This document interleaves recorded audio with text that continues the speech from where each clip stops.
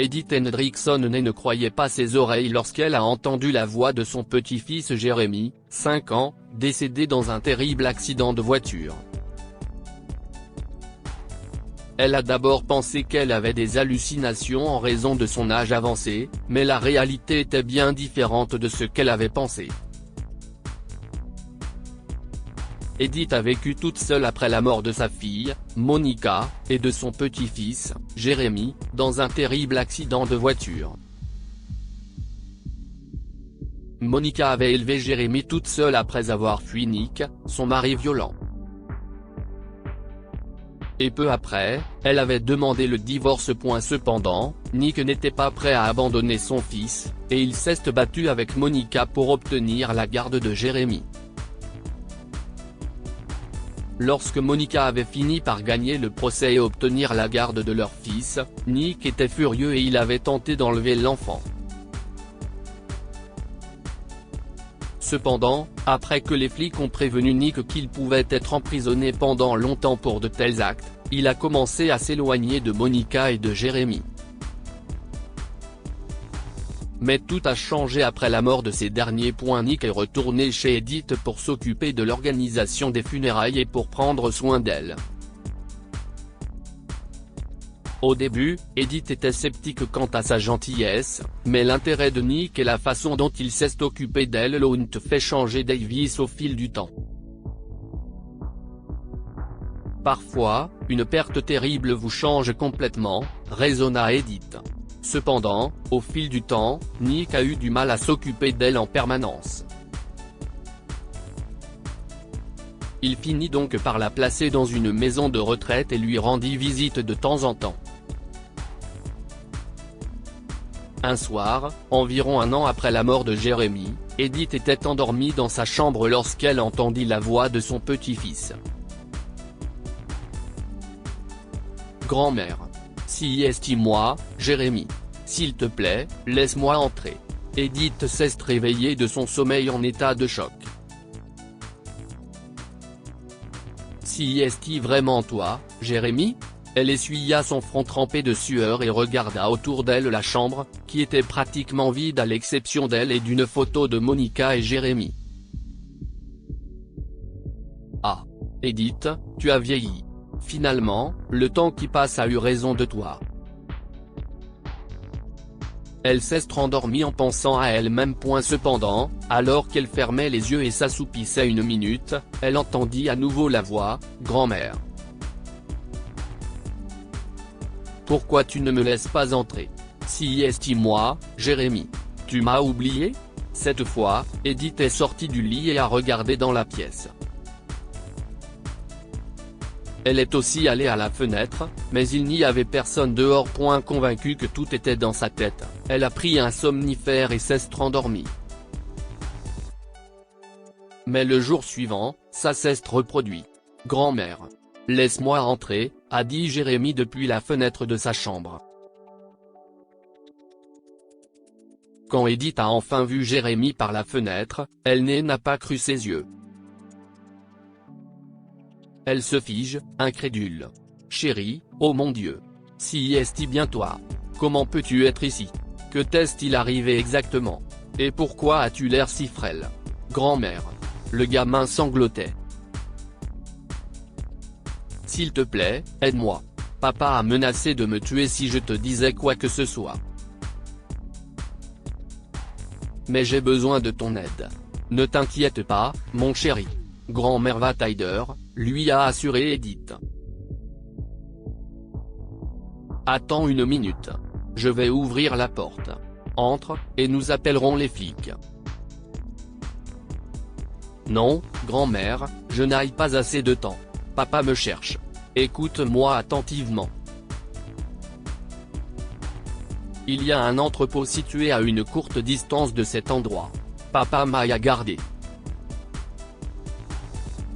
Je n'ai pas mangé depuis des jours. Papa ne vient pas toujours à l'entrepôt, alors je dois vivre seul. Si est-il terrifiant, grand-mère. S'il te plaît, viens dès que tu peux, a dit le garçon avant de disparaître. Non, Jérémy, Tiens bon. Jérémy. Je vais te sauver, chérie, l'a assuré Edith. Mais juste à ce moment, l'infirmière Anne a fait irruption dans sa chambre. Réveillez-vous, Madame Hendrickson. Est-ce que vous m'écoutez? Ce n'est qu'un rêve. Edith était inconsciente et transpirait abondamment. Lorsqu'elle se réveilla, son corps tremblait et ses yeux étaient remplis de larmes. Vous allez bien, Madame Hendrickson? Anne s'enquiert, inquiète. Vous vous êtes évanouie en criant le nom de votre petit-fils. Je dois aller quelque part, Anne, a dit Edith alors qu'elle se préparait à partir. Jérémy a besoin de mon aide. Je dois partir tout de suite. S'il vous plaît, Madame Hendrickson, calmez-vous. C'était un cauchemar. Votre petit-fils est mort il y a 1 an. Non, Anne. J'ai le sentiment que Jérémy est vivant et a besoin de mon aide. Je ne peux pas rester calme avant de le découvrir par moi-même. Dites-moi une chose, y a-t-il un entrepôt à proximité? Les yeux d'Anne se sont élargis. Eh bien, oui, il y en a un. Mais comment l'avez-vous su? Tu n'as jamais quitté cet endroit auparavant, et l'entrepôt est à quelques kilomètres de là.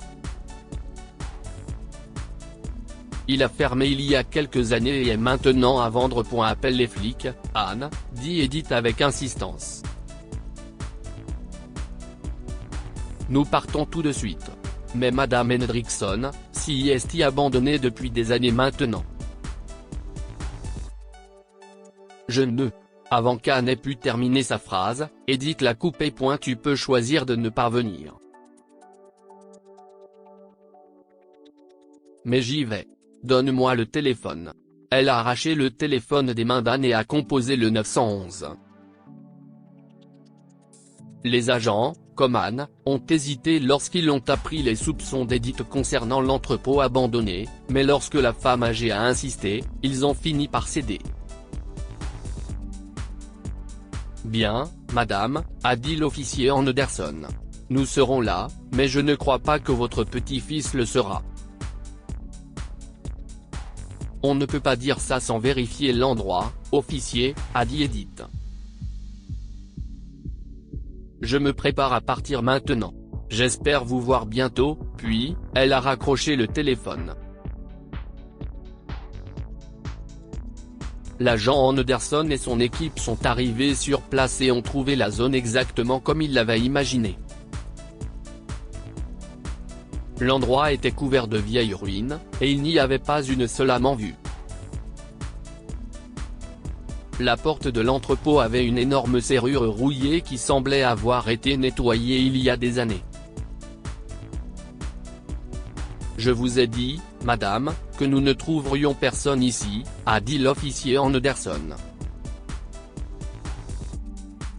Nous sommes entrés et avons tout vérifié. Nous partons maintenant. Vous n'avez pas encore ouvert la porte, officier, a fait remarquer Edith. La serrure semble être assez vieille, madame, a commenté l'agent Anderson. Et je ne crois pas qu'un enfant y sera gardé. Cependant, sans cela, l'inspection est incomplète. Nous allons donc devoir regarder à l'intérieur. Lire aussi, double meurtre dans les Cévennes, le père du suspect s'adresse à son fils fatigué d'expliquer à Edith, l'officier Anderson et son équipe ont finalement cassé la serrure. Mais quand la porte s'est ouverte en grinçant, ils n'ont pas cru leurs yeux. À l'intérieur, le petit Jérémy était inconscient, les mains et les pieds liés par des cordes. Le visage du garçon était devenu pâle, et il semblait frêle. L'agent Anderson a emmené le garçon à l'hôpital et, à son réveil, il a raconté toute l'histoire de sa séquestration par Nick. Sur la base de la déclaration de Jérémy, la police a retrouvé Nick et l'a arrêté.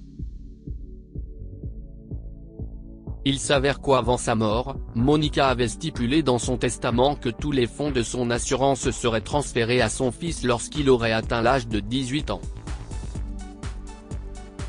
Cela ne serait pas possible tant que Monica n'aurait pas disparu, alors Nick a mis en scène l'accident. Mais malheureusement, Monica et Jérémy ont survécu à l'accident. Et ce n'était pas ce que Nick voulait. Alors, après avoir sorti Jérémy de la voiture, il y a mis le feu avec Monica à l'intérieur, et la pauvre femme a connu une mort douloureuse. Après que tout a été presque entièrement brûlé, Nick a placé un autre corps dans la voiture, faisant croire que la mère et le fils étaient morts. Et pour établir son innocence, Nick s'est rendu chez Edith après l'accident, se faisant passer pour un père triste venu se repentir de ses péchés. Tout lui semblait trop facile après avoir gagné la confiance d'Edith, et il savait que la propriété qu'Edith avait à son nom serait un jour la sienne aussi.